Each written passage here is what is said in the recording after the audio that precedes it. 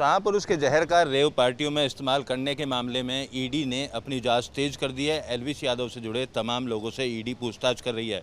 शिकायतकर्ता गौरव गुप्ता से पूछताछ करने के बाद ईडी ने विनय यादव और ईश्वर से पूछताछ की। विनय यादव की अगर बात की जाए तो विनय यादव को लेकर सूत्रों के हवाले से एक अहम खुलासा हुआ है। विनय यादव और एलविस यादव पार्टनर हैं। उन दोनों का पार्टनरशिप में हरियाणा में एक रेस्टोरेंट है। उस रेस्टोरेंट में अक्सर एलविस यादव आया करता था और वहाँ पर विनय और एलविस की अगर बात की जाए तो दोनों के बीच में रोजाना तकरीबन 8 से 10 बार बातचीत हुआ करती थी। लिहाजा ईडी भी विनय यादव को अब अहम किरदार मान रही है, क्योंकि ईडी इस पूरे खेल में पैसे के लेन देन से जुड़ी जांच कर रही है। क्योंकि रेव पार्टियों में जिस तरीके से सांप उसका जहर का इस्तेमाल करने की बात सामने आई थी, तो रेव पार्टियां कहां कहां हुआ करती थीं, उसमें कितने रुपए की एंट्री हुआ करती थी और कितना पैसा इन लोगों के द्वारा इन रेव पार्टियों में कमाया गया, उस चीज़ को लेकर ईडी ने अपनी जाँच शुरू की है।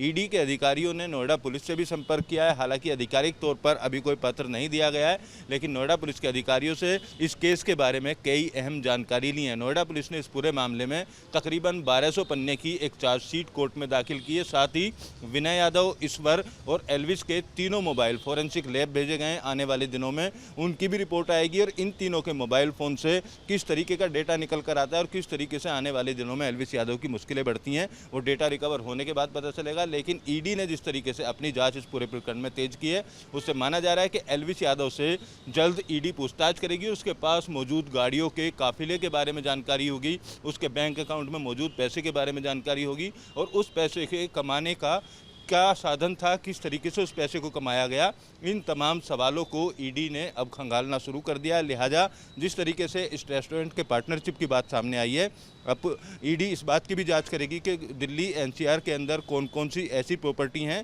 जो एलविस यादव ने अपने दोस्तों के साथ पार्टनरशिप में बनाई हैं या फिर बेनामी संपत्ति बनाई गई है। फिलहाल अब देखना होगा कि ईडी आने वाले दिनों में कब तक नोएडा पुलिस से चार्जशीट से जुड़े तमाम दस्तावेज लेती है और एलविस यादव से कब तक पूछताछ होगी और किस तरीके के खुलासे होंगे। शाहपुरुष के जहर का रेव पार्टियों में इस्तेमाल करने के मामले में ईडी ने अपनी जांच तेज कर दी है। एलविस यादव से जुड़े तमाम लोगों से ईडी पूछताछ कर रही है।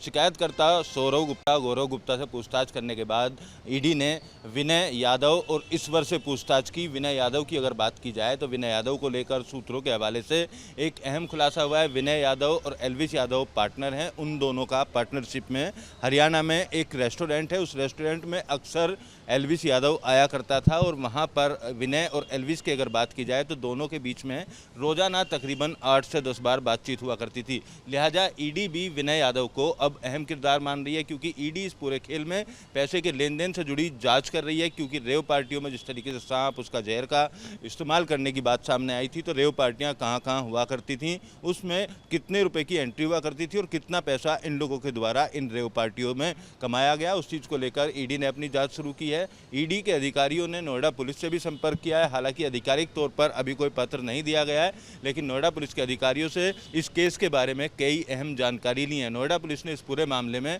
तकरीबन 1200 पन्ने की एक चार्जशीट कोर्ट में दाखिल की है। साथ ही विनय यादव, ईश्वर और एलविस के तीनों मोबाइल फॉरेंसिक लैब भेजे गए। आने वाले दिनों में उनकी भी रिपोर्ट आएगी और इन तीनों के मोबाइल फ़ोन से किस तरीके का डेटा निकल कर आता है और किस तरीके से आने वाले दिनों में एलविस यादव की मुश्किलें बढ़ती हैं, वो डेटा रिकवर होने के बाद पता चलेगा। लेकिन ईडी ने जिस तरीके से अपनी जांच इस पूरे प्रकरण में तेज की है, उससे माना जा रहा है कि एलविस यादव से जल्द ईडी पूछताछ करेगी। उसके पास मौजूद गाड़ियों के काफिले के बारे में जानकारी होगी, उसके बैंक अकाउंट में मौजूद पैसे के बारे में जानकारी होगी और उस पैसे के कमाने का क्या साधन था, किस तरीके से उस पैसे को कमाया गया, इन तमाम सवालों को ईडी ने अब खंगालना शुरू कर दिया है। लिहाजा जिस तरीके से इस रेस्टोरेंट के पार्टनरशिप की बात सामने आई है, अब ईडी इस बात की भी जांच करेगी कि दिल्ली एनसीआर के अंदर कौन कौन सी ऐसी प्रॉपर्टी हैं जो एलविस यादव ने अपने दोस्तों के साथ पार्टनरशिप में बनाई हैं या फिर बेनामी संपत्ति बनाई गई है। फिलहाल अब देखना होगा कि ईडी आने वाले दिनों में कब तक नोएडा पुलिस से